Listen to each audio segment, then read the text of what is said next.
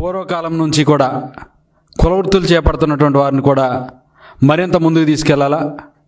దానిలో మరి గీత కులాలు ఏవైతే ఉన్నాయో గౌడ, ఈడిగ, సెట్టుబల్జ, శ్రీశైన, ఏత ఈ కులాలు అంటే కళ్ళు గీత మీద ఆధారపడినటువంటి కులాలకి ఆర్థికంగా వారికి పరిపుష్టినిస్తూ వారి యొక్క అభివృద్ధిలో మనం మంచి అవకాశాలు కల్పించాలని చెప్పేసి అని ఒక మంచి ఆలోచనతోటి ఏదైతే వారు జీవో నెంబర్ 13 ఇచ్చి ఆ 13 ద్వారా ఎన్నికలకు ముందు ఇచ్చినటువంటి హామీ ఏదైతే ఉందో ఆ యొక్క హామీ ఈ యొక్క మద్యం పాలసీలో 10% ఈ యొక్క గీత కులాలకి ఇచ్చి ఆ యొక్క గీత కులాలని ఆర్థికంగా ముందుకు తీసుకెళ్లాలని నిర్ణయించిన దాంట్లో 330 షాపులు ఈ రాష్ట్రంలో గీత కులాలు కేటాయిస్తే దానిని ఓర్వలేనటువంటి జీర్ణించుకోలేనటువంటి వైసీపీ వాదులు, వైసీపీ సానుభూతిపరులు ఇష్టారీతిన వాటి మీద కేసులన్నీ వేసి మరి కనీసం టెండర్లు కూడా పడ్డానికి లేకుండా ఇది క్యాన్సిల్ అయిపోతూ ఉంటుంది,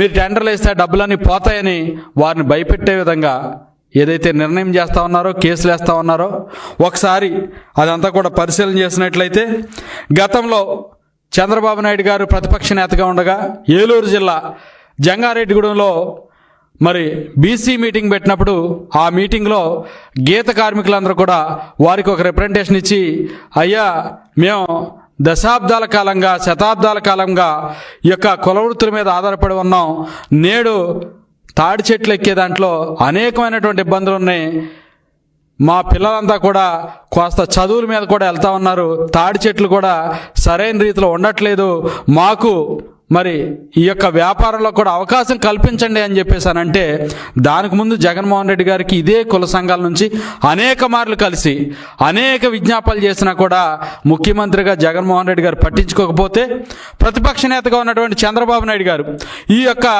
కులాల మీద ఉన్నటువంటి ప్రేమతోటి మీకు నేనున్నాను తోడుగా అని చెప్పేశారని వారు ఆ రోజు మాట ఇవ్వటం, దాని తర్వాత మరి ఏదైతే తూర్పుగోదావరి జిల్లాలో ఈ యొక్క యువనేత నారా లోకేష్ గారు పాదయాత్ర, యువగళం పాదయాత్రలో ఉండగా గోపాలపురం నియోజకవర్గంలో వారు గీత కులాలతోటి సమావేశమైనప్పుడు దాని మీద మరొకసారి మాట్లాడితే ప్రభుత్వమే మద్యం రన్ చేస్తూ ఉంది, పాలసీ ఏదైనా కూడా ఖచ్చితంగా మీకు న్యాయం చేస్తామని ఏదైతే మాట ఇచ్చున్నారో వారు ఇచ్చినటువంటి మాట ప్రకారం ఈరోజు గీత కులాలకి 10% కేటాయిస్తే మరి జగన్మోహన్ రెడ్డి గారు వారి యొక్క అనుచరులు, వారి యొక్క పార్టీ వాదులంతా కూడా గీత కులాల మీద కక్షగట్టి అత్యంత దుర్మార్గముగా వీటి మీద కేసులు వేయటం అంటే ఎంత దుర్మార్గం అనేది ఒకసారి ఆలోచన చేయాలి. దాంట్లో 20 పిటిషన్లు పడితే ఆ 20 పిటిషన్లో 12 పిటిషన్లో వైసీపీకి చెందినటువంటి వ్యక్తులు వేయటం అనేది ఎంత కక్ష కట్టుంటే ఈ కులాల మీద ఈ పని చేసుంటారు. అమ్మ పెట్టదు, అడుక్కు తిన్నవదు అన్నట్టుగా మీరు అధికారంలో ఉండగా మిమ్మల్ని అడిగితే మీరు చేయలేదు. మరి పెద్ద మనసుతోటి ఈ యొక్క కులాల మీద ప్రేమతోటి చంద్రబాబు నాయుడు గారు మరి ఈ రోజున చేస్తే దాన్ని సంతోషించాల్సింది పోయి, ఈ కులాలకి సపోర్ట్ చేయాల్సింది పోయి మీరు అడ్డుకునేందుకు ఈ రకమైనటువంటి కేసులు వేస్తారా? ఆ కేసులు వేసినటువంటి వారిని ఒక్కసారి కనుక చూస్తే ఒకటి ఎవరైతే ఈ కే రఘువీర్ అనేటువంటి వ్యక్తి ఓఎంఆర్ లా ఫార్మ్స్ పెట్టుకుని వైసీపీలో ఇతను మరి వైసీపీ ముఖ్య నాయకులందరికీ కూడా న్యాయ సలహాదారుగా ఉంటూ కూటమి ప్రభుత్వం మీద కేసులు వేయడమే ఇతను పనిగా పెట్టుకున్నాడు. గతంలో ఇతను వైసీపీ అధికారంలో ఉండగా గవర్నమెంట్ లీడర్గా, జీపీగా ఇతను పనిచేసినటువంటి చరిత్ర ఉంది. తర్వాత ఓ మనోహర్ రెడ్డి ఇతను కూడా వైసీపీ సానుభూతిపరుడు. వేదుల వెంకటరమణ ఇతను కూడా వైసీపీ సానుభూతిపరుడు. పి పరమేశ్వరరావు ఇతను కూడా వైసీపీ హయాంలో స్టాండింగ్ కౌన్సిల్లో చేసినటువంటి వ్యక్తి. అదేవిధంగా శ్రీమన్నారాయణ ఇతను వైసీపీ సానుభూతిపరుడు. రత్నాంగ ఫణిరెడ్డి ఇతను వైసీపీ సానుభూతిపరుడు. ఐశ్వర్య నాగుల మరి వీరు వైసీపీ హయాంలో స్పెషల్ జీపీగా పనిచేస్తున్నటువంటి వారి దగ్గర అసిస్టెంట్ అడ్వకేట్గా పనిచేస్తున్నారు. వీరితో పాటుగా విఆర్ రెడ్డి కొవ్వూరి గారు వైసీపీ హయాంలో స్టాండింగ్ కౌన్సిల్ చేసి ఏపీ ట్రాన్స్కోలో లీగల్ అడ్వైజర్గా కూడా వీరు పనిచేసినటువంటి చరిత్ర ఉంది. సి ప్రకాష్ రెడ్డి గారు ఈయన వైసీపీ సానుభూతిపరుడు. కిరణ్ తిరుమల శెట్టి వైసీపీ హయాంలో ఎక్సైజ్ శాఖలో ప్రభుత్వ తరపున ఈయన న్యాయవాదిగా పనిచేసినటువంటి వ్యక్తి. జిఎల్ నాగేశ్వరరావు ఈయన వైసీపీ ప్రభుత్వంలో రెవెన్యూలో జీపీగా చేసినటువంటి పరిస్థితి ఉంది. వీళ్ళందరూ కూడా ఎక్కడైతే మరి ఐశ్వర్య నాగులు అనేటువంటి వారు వైసీపీ లీగల్ సెల్లో క్రియాశీలంగా పనిచేస్తూ ఉన్నటువంటి మహిళా నేత, టీడీపీ నేతల మీద, మున్సిపల్ ఎన్నికల మంత్రి మీద ఛాలెంజ్ చేస్తూ కేసులు వేసినటువంటి వ్యక్తి. అదేవిధంగా విఆర్ రెడ్డి కొవ్వూరి కడపకు చెందినటువంటి ఇతను వైసీపీ స్టాండింగ్ కౌన్సిల్లో ఏపీ ట్రాన్స్కోలో లీగల్ అడ్వైజర్గా పనిచేసి ఎలక్ట్రిసిటీ డిపార్ట్మెంట్లో బినామీ పేర్లతో పెద్ద ఎత్తున పనులు చేపట్టినటువంటి వ్యక్తి.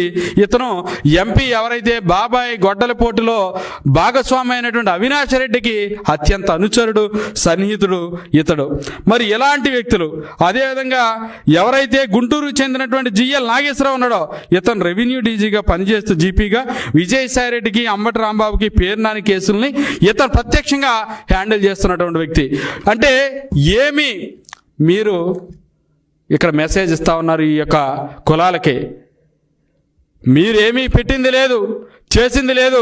గౌడ్ కార్పొరేషన్ పెట్టారు, సెట్టిబల్జ్ కార్పొరేషన్ పెట్టారు, ఈడిగా కార్పొరేషన్ పెట్టారు, యాతా కార్పొరేషన్ పెట్టారు, శ్రీశైన్ కార్పొరేషన్ పెట్టారు.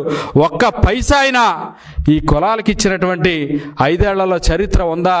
ముఖ్యమంత్రిగా పనిచేసినప్పుడు జగన్మోహన్ రెడ్డి నువ్వు కానీ నీ పార్టీ నాయకులు సమాధానం చెప్పాల్సినటువంటి అవసరం ఉంది. కార్పొరేషన్లు పెట్టారు, చిల్లుగా లేకుండా చేశారు. కార్పొరేషన్ అంతకుముందు టెడ్డీ ట్యాపర్స్ తోటి ఉండి మరి ఏదైతే టెడ్డీ ట్యాపర్స్ కార్పొరేషన్ 5 కులాలకి దాదాపు 250 కోట్ల రూపాయలు ఖర్చు చంద్రబాబు నాయుడు గారు ఉండగా 2014-19లో ఖర్చు పెడితే మీరు కులానికో కార్పొరేషన్ పెట్టి ₹1 కూడా విధించకుండా ఈ కులాల్ని ఘోరంగా మోసం చేసి అణగదొక్కినటువంటి చరిత్ర మీది. మరలా ప్రజలంతా కూడా మరి ఏదైతే వరాలు ఇచ్చేటువంటి దేవుడుగా ఉన్నటువంటి చంద్రబాబు నాయుడు గారిని మరలా అధికారంలో తీసుకొచ్చిన తర్వాత వారు ఈ కులాల ఆర్థిక అభివృద్ధి కోసం పాటుపడేందుకు పనిచేస్తూ 10% షాపులు 330 షాపులు ఇస్తే వీటిని కూడా అడ్డుకునేందుకు మీరు సిద్ధమయ్యారంటే ఏ మెట్టట్టు మిమ్మల్ని ఎక్కడ కొట్టాలో మీరే చెప్పాలని ఈ సందర్భంగా అడుగుతా ఉన్నా. మీకు చేతనైతే, మీకు సత్తు ఉంటే మీరు ఈ కులాల్లో ఉన్నటువంటి పేదలకే డీడీలు తీసి ఇచ్చి వాళ్ళకి సహాయం చేయాల్సింది పోయి ఏదైతే ముఖ్యమంత్రి గారు చేసినటువంటి అద్భుతమైనటువంటి కార్యక్రమాన్ని అడ్డుకోవడానికి, ఈ కులాలను ఇంకా ఇంకా ఇంకా అణగదొక్కడానికి మీ మనుషులతోటి కేసులు ఇప్పిస్తా ఉన్నారంటే మీకు బీసీలంటే ఎంత కసి, ఎంత పగ ఉన్నాయో ఈ కేసులతోటే సుస్పష్టమవుతుందని ఈ సందర్భంగా తెలియజేస్తా ఉన్నాను.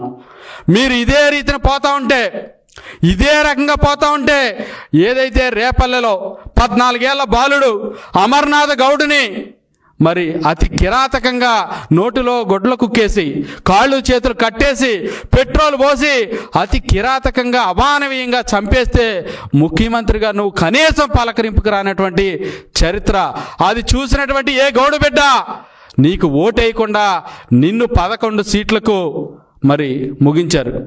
మరి అది మనసులో పెట్టుకున్నా నువ్వు ఇంకా ఇంకా ఇంకా ఇదే రకంగా చేస్తే రానున్న రోజుల్లో నీకు 11 సీట్లు కూడా రానటువంటి పరిస్థితి, పులివెందుల్లో కూడా నీకు గోరీ కట్టేటువంటి పరిస్థితి రానుంది. జగన్మోహన్ రెడ్డికి గుర్తు పెట్టుకో అని సందర్భంగా హెచ్చరిస్తా ఉన్నాం. అదేవిధంగా తెలుగుదేశం పార్టీ ప్రభుత్వ హయాంలో గడిచినటువంటి 2014-19 కాలంలో వేల కోట్ల రూపాయలు బీసీల కోసం ఖర్చు పెడితే ఒక నయా పైసా నువ్వు ఖర్చు పెట్టకుండా అమ్మఒడి ఇచ్చాను, లేకపోతే రైతు భరోసా ఇచ్చాను, లేకపోతే కాపు కార్పొరేషన్లో ఇచ్చానని అందరికీ ఇచ్చి లెక్కలు చూపించి బీసీలందరినీ కూడా తీవ్రంగా మోసం చేసి అన్యాయం చేశావు. ఈ రోజున తెలుగుదేశం పార్టీ కూటమి ప్రభుత్వం మరలా వచ్చాక దాదాపు 38,000 కోట్ల రూపాయల బడ్జెట్లో పెట్టి ఈ కులాల అభివృద్ధి కోసం కూటమి ప్రభుత్వం పనిచేస్తూ ఉంటే చూసి వారవలేక అవాకులు చెవాకులు పేలుతూ మరి ఈ రకంగా నువ్వు చేస్తూ ఉన్నావు.